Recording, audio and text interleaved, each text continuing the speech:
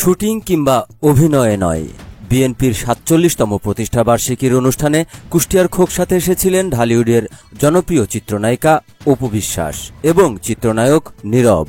গত ৪ সেপ্টেম্বর বৃহস্পতিবার বিকেলে খোকসা জানিপুর সরকারি মাধ্যমিক বিদ্যালয়ের মাঠে খোকসা পৌর বিএনপির ব্যানারে আয়োজিত অনুষ্ঠানে অতিথি হিসেবে আসেন তারা। সেখানে তারা দলীয় নেতাকর্মীদের সঙ্গে কেক কেটে বক্তব্য রাখেন।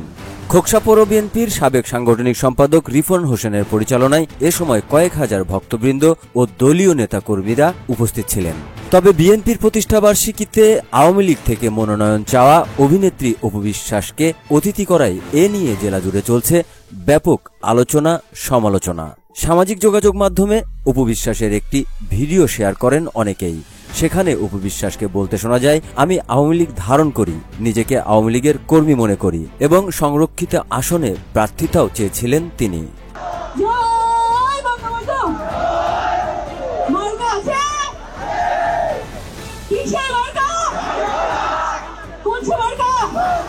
এবার আমি সংরক্ষিত মহিলা আসন নিতে চাই ওদের সাপোর্টে। অলরেডি জানা যে আমি কিন্তু সত্যি সত্যি মনে প্রাণে আওয়ামী লীগ বিশ্বাস করি এবং করি। আমি নিজেকে একজন আওয়ামী লীগের কর্মী হিসেবে মনে করি, দাবিও করি এবং মাননীয় নেত্রীকে, আমাদের প্রাণপ্রিয় মমতাময়ী মা, ওনাকে আমি প্রচণ্ড পরিমাণ কি বলবো যে ফলো করি এবং গত বছর যেহেতু আমি প্রচারণায় অনেক বেশি যুক্ত ছিলাম, এবারও যদি আমাকে বলা হয় আমি সেটিই করব। এ সময় বিএনপির ৪৭তম প্রতিষ্ঠাবার্ষিকীর অনুষ্ঠানে চিত্রনায়িকা অপু বিশ্বাস বক্তব্য রাখেন এবং তিনি খোকসা পৌর বিএনপির সাবেক সাংগঠনিক সম্পাদক রিপন হোসেনকে খোকসাবাসীকে সেবা করার সুযোগ দেওয়ার আহ্বান জানান। পরিচয় আমি শিল্পী, সেই শিল্পীর পরিচয় দর্শকদের কাছাকাছি আসা, দর্শকদের ভালোবাসা পাওয়া। ধন্যবাদ জানাবো।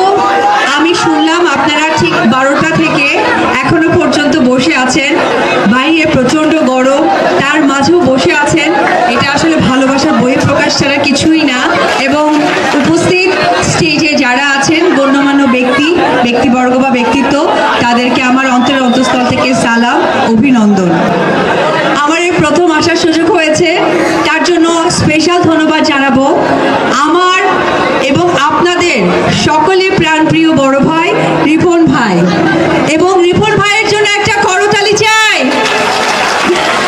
রিপন ভাই আপনাদেরকে সেবা করতে চাই, আমি চাইবো সেই সেবার সুযোগ আপনারাই করিয়ে দিবেন।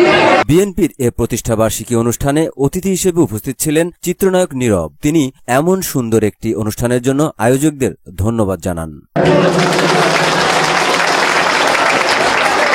এবং তার চেয়েও আরো করতালি যারা প্রাপ্য, সেটা হচ্ছে এত সুন্দর করে যারা 4-5 দিন একদম আমার মনে হয় নির্ভুলভাবে তারা এত সুন্দর করে আয়োজনটা করেছেন, প্যান্ডেল থেকে শুরু করে। কারণ একটা কাজ যখন হয় সেটার পেছনে অনেক গল্প থাকে, সেই গল্পের সাথে জড়িত যে মানুষগুলো আছে তাদের জন্য অনেক বেশি থ্যাঙ্কস আমার পক্ষ থেকে এত সুন্দর আয়োজন করার জন্য।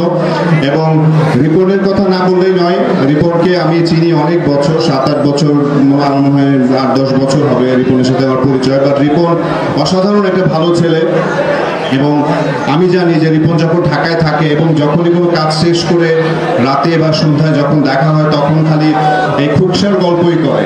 অনুষ্ঠানের প্রধান পৃষ্ঠপোষক রিপন হোসেন সাবেক সংসদ সদস্য ও কুষ্টিয়া জেলা বিএনপির সাবেক সভাপতি সৈয়দ মেহেদী আহমেদ রুমির প্রতি কৃতজ্ঞতা প্রকাশ করে বলেন, তার ঋণ কোনোদিন শোধ দিতে পারব না। তিনি দুঃসময়ে আমার পাশে ছিলেন, তাকে কোনোভাবেই অসম্মান করা যাবে না। পৃথিবীতে জন্ম হয়েছে, তার মধ্যে যার নাম না বললে নয়।